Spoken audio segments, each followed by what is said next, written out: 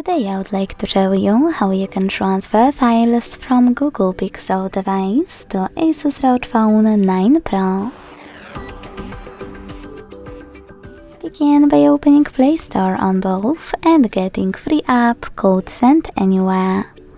When it's ready, launch it. Then hit the same options in both to set them up. I agree and I acknowledge. Confirm, continue and allow. In this window about new updates, choose whatever you want to and hit your device's displays. Now select Send at the bottom left corner of Google Pixel and Receive right next to Send at the bottom of ASUS. Also on Google Pixel, using all of those categories at the top. Select all of your files you wish to send. I will go with only a few just for example.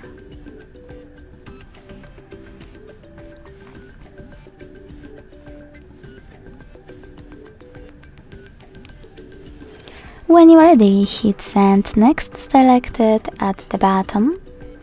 Got it, in here's some tip pop-up and decide which connection way will be better for you. If you want to connect by inputting this key, hit Input Key section, type in all of those numbers and choose Receive button. If you want to scan the QR code, use scanning icon above User Guide. Close and add. Allow camera access in the pop-up and point it at the code. Then wait.